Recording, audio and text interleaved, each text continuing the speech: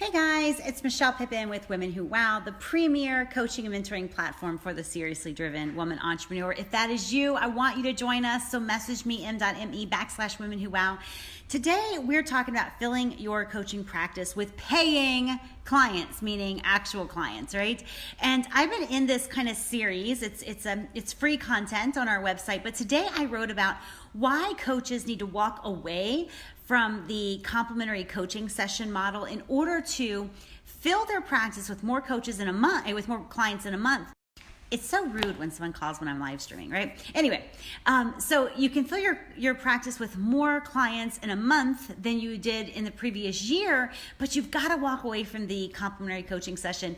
This is probably the most valuable free content I've ever put out there. It literally walks you through exactly what I did to fill my coaching practice before I had a name, before I had any media cred, before there was Facebook, before there was social media, and it walks you through exactly what you can do right now to do that in your own practice. But I did want to address why I said that in one of the tips, why I went to associations that I did not belong to and organizations and groups I did not belong to. Why would I go to where I was not known in order to get coaching clients? And part of the reality, the honest answer to that is I wasn't known anywhere, right? And I didn't have the money to join these groups. And the whole idea of networking was has always felt awkward to me. I'm just not going to do it. And so the idea of going to those groups was just not something I was willing to do, let alone get a babysitter to do or pay to do or any of that.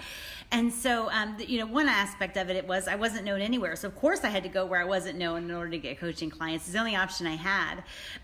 But the other thing, and by the way, if you're a coach, definitely look up the blog post for today. It's something like Coaches, Why You Need to Walk Away from the complimentary coaching session BS in order to get more clients. And so definitely read that. But the reason in there that I say I went to associations I didn't belong to and networking groups I didn't attend wasn't just out of necessity, but I had an innate kind of intuitive sense that for coaching, remember when I first started coaching, I was like a life coach, right? So I know you guys who know me are thinking, how did that woman pull it off? And the truth is I didn't pull it off. I just wasn't a very good life coach. I'm much more assertive than I should be as a life coach. If I know the answer, I'll tell you. Even when I did business coaching, I'd say, listen, I'm not really a coach. I'm more like a consultant. So if I know the answer, I'll tell you. And I'm not interested in your journey as much as I am in your bottom line, right? So people kind of forgave me for that because what they really wanted was more money in their business. But in the early days, I was a life coach. And I had this intuitive sense that much like a therapist, you don't want to see your therapist at every networking group that you go to, right? You kind of don't. You don't want to see even your divorce attorney everywhere that you show up. These are things that can work against us. And as coaches, familiarity not only breeds contempt, but accessibility is one thing that we want them to pay us for. And so I went to organizations and associations and meeting or networking groups that didn't know me, not only because there was none that did know me, but also because it allowed me to show up and introduce myself, to package who I was and why they may not have ever heard of me. And when I went to these groups, by the way, without invitation and without introduction, except my own introduction, then I was able to package who I was as a coach and why I was different. And so I just wanted to throw that out there because I feel like I could have gone into that in more detail in today's blog post. And I honestly, I didn't, my hands were cramping up, so I didn't want to do that. But I did want to answer that question. I know it was going to come up, why'd you go where you weren't known in order to grow? And the truth is, if you're willing to sell, if you're willing to serve people and sell, if you're willing to help people and invite them to continue to work with you versus talk about coaching and how amazing it is and then ask them if they want to start, the truth is, if you're willing to do that, then it doesn't matter if you're known or you're famous or you're published or any of that. Nothing else matters because people have something that they're invested in changing and shifting. And those people, the most committed, are the ones hiring coaches, right? And they're investing in coaches when they have the money and when they don't have the money. So anyway, that's a really big, important part if you are a coach. So let me see what Sierra says. So I am loving Sierra. She's a new person to our Facebook Lives, and I think she's new to just the Women Who Wow brand. You probably should be a member, but I won't hold that against you. Let me see what you said.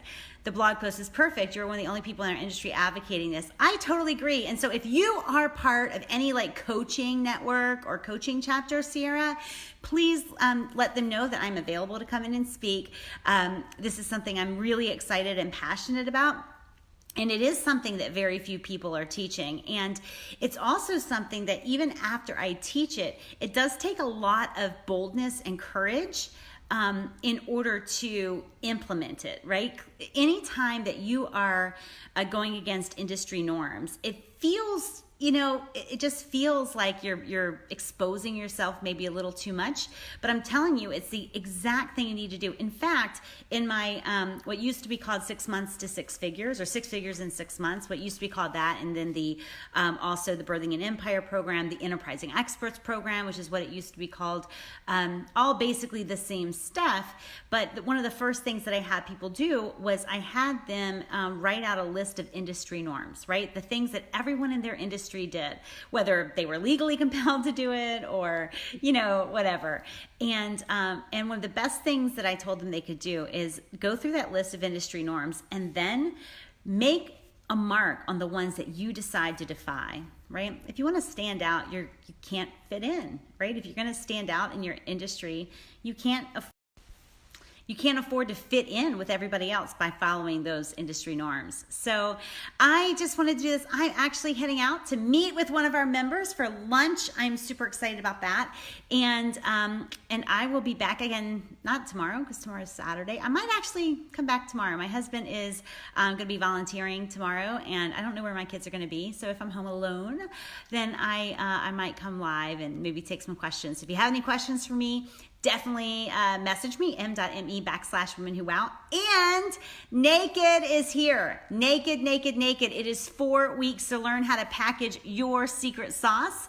It is 4 weeks for coaches, experts, speakers, consultants. It's 4 weeks to really know how to show up vulnerable and naked in your posts and your sales pages so that people are lining up to work with you. It's a huge game changer, this level of authenticity, but it's not just about being authentic. It's about learning how to package that authenticity and package that secret sauce so that you are the coach and the expert in demand. So if you are interested in that, bemichellepippin.com/naked, and you are still in time for the top 20 bonus. So it's pretty amazing bonus. I'm very excited about it. And if you have any questions about that or about joining Women Who Wow, m.me/womenwhowow.